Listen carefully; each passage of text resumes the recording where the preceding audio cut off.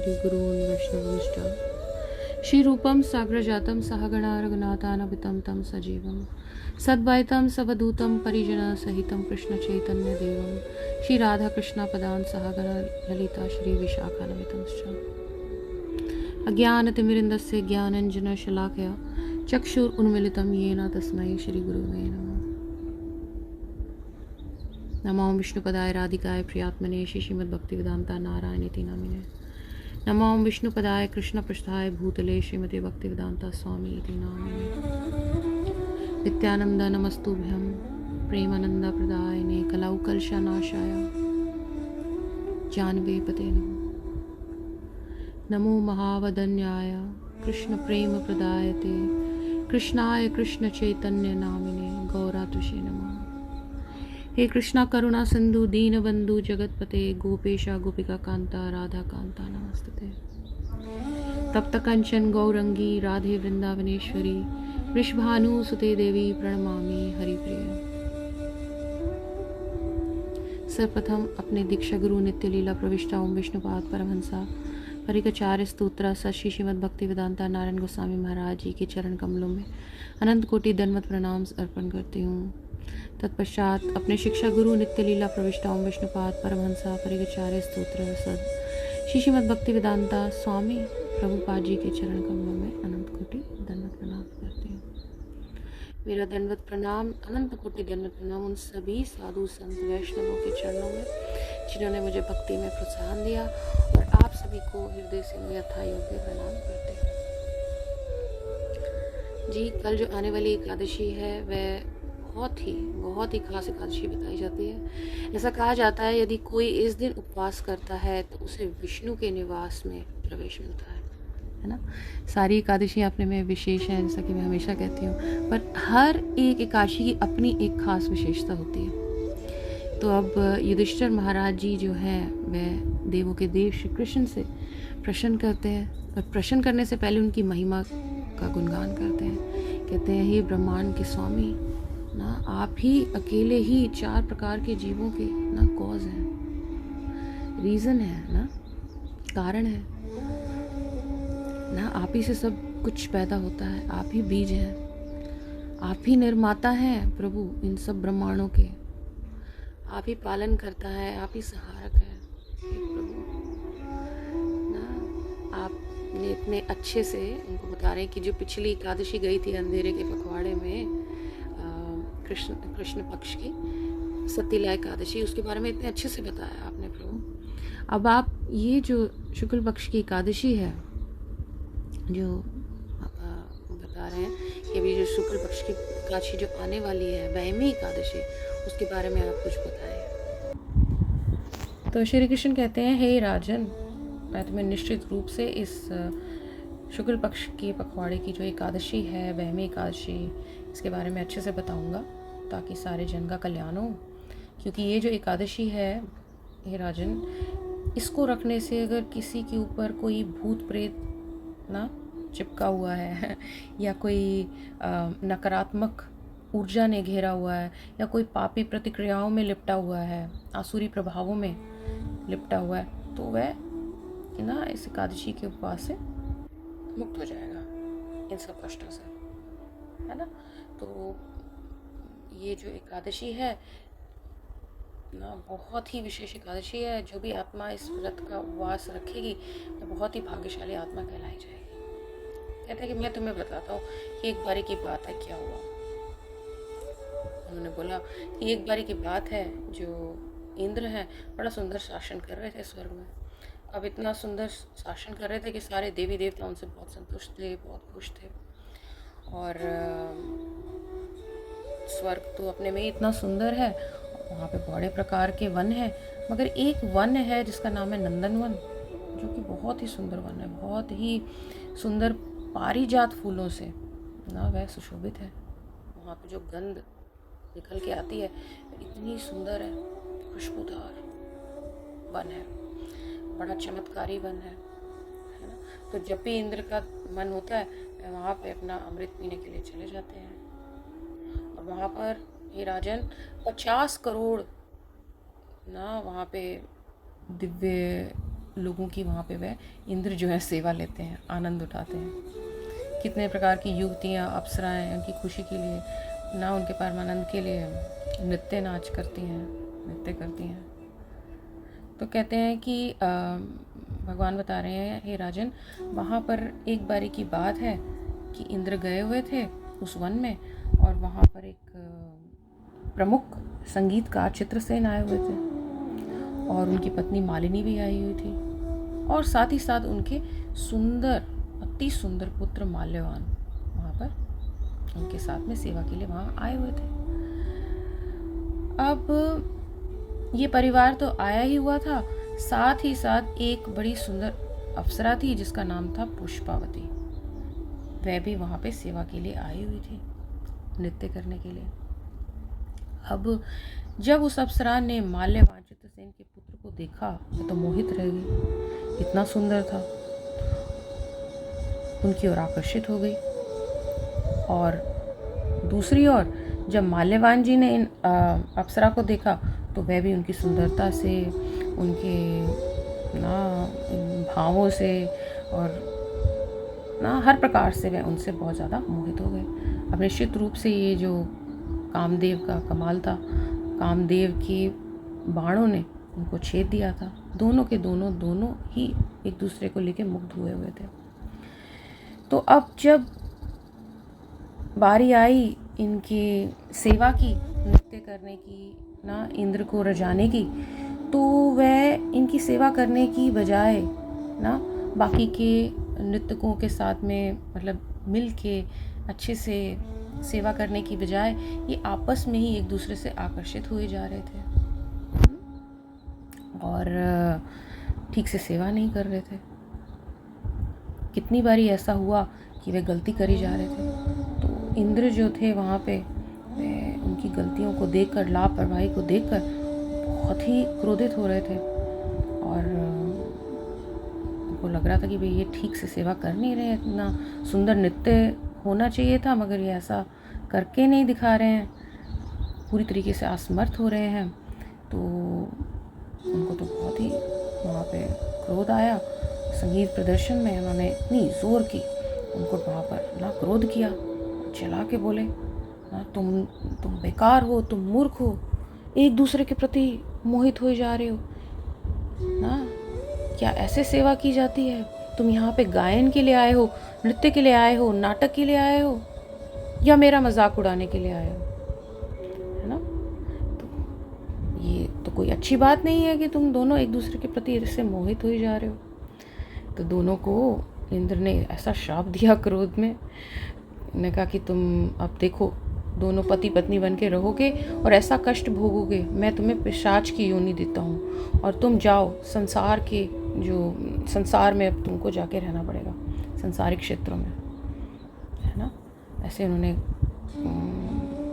कठोर शब्द कहे और कहा, माल्यवान और पुष्पावती तुम अब जाओ यहाँ से। तो वे तुरंत उदास हो गए और कुछ ही समय में वे स्वर्ग के सुंदर राज्य से उस वन से पृथ्वी के ग्रह पर, हिमालय की चोटी पर गिर गए।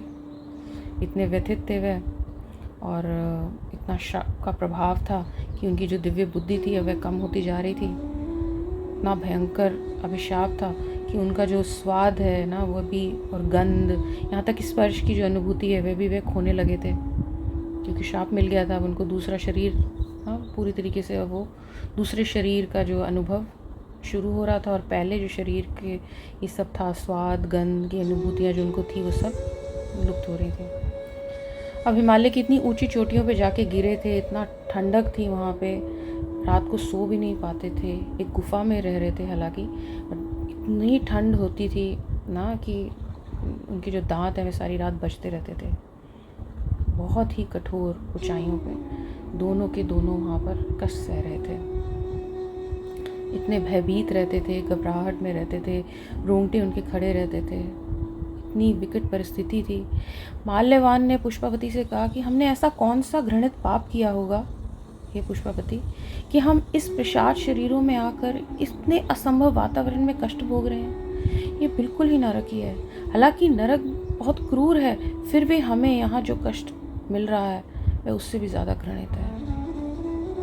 इसीलिए ये पूरी तरीके से स्पष्ट है कि किसी को कभी भी किसी प्रकार का कोई पाप नहीं करना चाहिए। पुष्पावती बहुत ही निराश थे दोनों के दोनों पति पत्नी, अपना इतना कठिनाई से आगे बढ़ रहे थे क्योंकि बर्फ़ ही बर्फ़ थी हर जगह। अब क्या हुआ कि कुछ दिनों में उनका एक महान सौभाग्य जागा ना। ऐसा हुआ कि ये एक पीपल के पेड़ के मतलब जैसे जा रहे थे ना, इधर उधर होते हुए किसी भी तरीके से कठिनाई से बर्फ़ पे चढ़ते चढ़ते चढ़ते क्या हुआ कि पीपल के पेड़ के नीचे आके गिर पड़े, वहीं बैठ गए क्योंकि इनसे अब चला नहीं जा रहा था, थक गए थे, कुछ खाने को भी नहीं था, कुछ शिकार नहीं कर पा रहे थे, कुछ पीने को तो बिल्कुल ही नहीं था। तो और पीपल के पेड़ के नीचे आकर गिर पड़े। और ऐसा हुआ कुदरती, उस दिन जया एकादशी थी, बैमी एकादशी थी, तो ना तो वह कोई शिकार कर पाए, तो उन्होंने कुछ भी नहीं खाया, ना कुछ पानी पी पाए। और क्योंकि इतनी ठंड थी वह कहीं और थके भी हुए थे, उनकी हालत ही नहीं थी उठने की, तो कहीं और नहीं जा पाए ना, निद्रा भी नहीं ले पाए, तो उनका जागरण भी हो गया। तो ना कुछ उन्होंने खाया, ना कुछ पिया, ना वह सोए। तो अनजाने में उन्होंने एकादशी इतने अच्छे से उसका उपवास कर लिया। तो अब बेचारे दोनों दुखी थे, माल्यवान और पुष्पावती, पीपल के नीचे गिरे हुए, मतलब जागे हुए थे, कुछ भी नहीं कर पा रहे थे। अब जैसे ही अगले दिन का जो सूर्य उदित हुआ तो दोनों के दोनों काँप तो रही थे, इतनी बर्फीली ठंड थी, कष्ट इतना सह के बैठे हुए थे, तो दांत बज रहे थे। और जैसे ही सूर्य का आगमन हुआ तो उन्होंने क्या देखा कि एक बड़ा सुंदर सा ना विमान वहाँ पर आया है। उन्होंने देखा कि इतना सुंदर विमान है और वो क्या करने आया है, और एकदम से देखा कि उनका जो रूप है वह बदल गया था ना, इतने सुंदर लग रहे थे, इतने सुंदर आभूषण पहने हुए थे ना। एक दूसरे को देख के वे तो मतलब इतने आश्चर्यचकित हो गए, और साथ ही दिव्य विमान को देख के इनको लगा कि ये क्या हो गया है, बिल्कुल स्वर्गीय प्राणी में बदल गए, और जो पुराना इनका शरीर था वह बिल्कुल नष्ट हो गया। अब जैसे उन्होंने विमान देखा, उन्होंने कहा ये तो बहुत अच्छा मौका है ना, इस पर बैठ जाते हैं। तो इतने बिल्कुल जैसे पहले लगते थे वैसे के वैसे लगने लगे, और सुंदर से विमान, दिव्य विमान में वे बैठ गए। और वे विमान ने क्या करा ना, जैसे इन्होंने मतलब कदम रखा, वे विमान उनको उड़ाकर ले गया। वे इतने उत्साहित हो गए, और वे विमान उनको कहाँ उड़ा के लेकर गया, सीधे स्वर्गीय क्षेत्रों की टूवर्ड्स ना, उस तरफ उनको ले गया। अब जब वहाँ के निवासियों ने देखा, उनको देखकर बड़े खुश हुए कि भाई माल्यवान और पुष्पावती वापस आ गए हैं। जल्दी माल्यवान और पुष्पावती भगवान इंद्र की राजधानी अमरावती पहुँचे, और फिर वे तुरंत उनके सामने गए और उन्होंने कहा कि हे प्रभु, और उनको प्रणाम किया, बड़े हर्षोल्लास के साथ प्रणाम करा माँ। और उन्होंने कहा कि भाई ये देखकर मतलब इंद्र ने कहा, अरे तुम यहाँ पर कैसे आ गए, है ना, ये तुमको तो मैंने एक पिशाच की योनि का श्राप दिया था, तुम ऐसे कैसे परिवर्तित हो गए, है ना, मतलब तुमको तो इस समय संसारिक क्षेत्र में होना चाहिए था। बहुत ही ज़्यादा देख के उनको शौक हो गया। कहा कि भाई तुमने ऐसा कैसा क्या असाधारण पुण्य कर्म किया है कि मेरे श्राप देने के बाद तुम इतनी जल्दी अपना पिशाच जो शरीर है वह त्याग पाए। हाँ, तो मेरे इतने अमोघ श्राप से तुम्हें किसने मुक्त करा। तो माल्यवान ने उत्तर दिया कि हे प्रभु, ये तो भगवान कृष्ण, श्री कृष्ण, श्री वासुदेव की कृपा है, उनकी अत्याधिक दया से ऐसा हुआ है। फिर उन्होंने उनको सारी बात बताई कि ऐसे ऐसे जया एकादशी थी, और अनजाने में ये लोग हम दोनों कुछ खाए नहीं थे, ना कुछ पिए थे, सारी रात जागे। उस एकादशी तिथि का इतना प्रभाव था, इतना शक्तिशाली प्रभाव था कि हम इस पिशाच के रूप में जो पीड़ा सह रहे थे उससे मुक्त हो गए।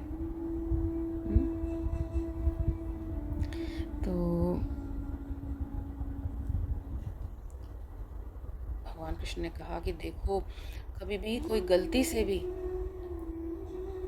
ना किसी सदगुरु की या भगवान की कभी भक्ति या सेवा अनजाने में भी कर लेता है ना, तो वह कितने कष्टों से मुक्त हो जाता है।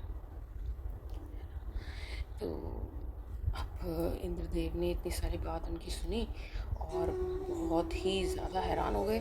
उन्होंने कहा कि क्या कि तुमने एकादशी का व्रत किया और मेरे कृष्ण के लिए किया, अनजाने में भी किया हुआ ये व्रत ना मेरे लिए बहुत पूजनीय है। तुमने इतनी बड़ी सेवा करी, तुम निश्चित रूप से अपने पाप से मुक्त हो गए हो और मैं भी तुमसे बहुत प्रसन्न हो गया हूँ। मेरे लिए तुम भी पूजनीय हो गए हो क्योंकि तुमने मेरे श्री केशव की सेवा करी। और मैं देख सकता हूँ कि मतलब तुम्हारे अंदर में कितनी शुद्धता आ गई है ना, तुम्हारा पूरा शुद्धिकरण हो गया। कहते हैं कि भाई जो भी कोई मेरे भगवान मेरे हरि की भक्ति सेवा में संलग्न होता है या गलती से भी कोई उनके लिए पूजा या सेवा कर लेता है तो वो मेरे लिए वंदनीय हो जाता है। तो आज से तुम मेरे लिए पूजनीय हो। तब उन्होंने इंद्रदेव ने क्या किया, माल्यवान और पशुपति को एक ना अपनी इच्छा अनुसार एक बड़ा सुंदर स्वर्गीय ग्रह पे जाने को दिया। उन्होंने कहा जाओ तुम वहाँ पे जाके घूमो, खुली छूट है तुम्हें। बहुत ही सुंदर सा ग्रह था। तो उनसे बहुत प्रसन्न हुए और कृष्ण कहने लगे, हे राजन, जो भी मेरी इस तिथि का पालन करता है ना, मेरी इस एकादशी तिथि का, खासकर इस तिथि का बैमी एकादशी व्रत का पालन करता है, वह द्विज ब्राह्मण की जो हत्या होती है ना उसके पाप से भी मुक्त हो जाता है। तो हर आत्मा को ये इस ब्रह्मांड में या किसी भी ब्रह्मांड में इस व्रत का पालन ज़रूर करना चाहिए, पूरी श्रद्धा से, भक्ति से। वास्तव में सभी प्रकार के दान दे देता है इस एकादशी व्रत के माध्यम से, सभी प्रकार के यज्ञ कर लेता है, सभी प्रकार के पवित्र तीर्थ स्थानों का स्नान कर लेता है। ये जया एकादशी जो है, इसका जो व्यक्ति उपवास करता है वह वैकुंठ में निवास लेता है और हमेशा हमेशा के लिए वहाँ पे सुख का आनंद लेने का युग। तो इतने अच्छे से भगवान श्री कृष्ण ने युधिष्ठिर महाराज को ना इस एकादशी की कथा सुनाई और इसकी महिमा का वर्णन करा और ये बताया कि उपवास रखने के बाद कितना बड़ा लाभ हो सकता है। क्या लाभ, कि वह विष्णु लोक जा सकता है अगर उसको दृढ़ता से करे। अगर भूत पिशाच की योनियों में फंसा हुआ है या उसका कोई प्रभाव आ रहा है उससे बच सकता है, कोई नकारात्मक ऊर्जा पकड़े हुई है उससे बच सकता है ऐसा व्रत करने से ना। साथ साथ में उन्होंने थोड़ा सा काम के बारे में भी बताया कि काम की वजह से दोनों को कितना पीड़ित होना पड़ा और वह किसी शादी के संबंध में भी नहीं थे।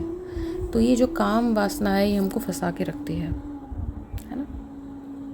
तो ये काम वासना तो है ही है, उसके साथ साथ और कुछ प्रकार के ना काम हैं, जैसे कि स्वाद हो गया, गंध हो गया, ध्वनि होगी, दृष्टि हो गई, स्पर्श तो है ही है।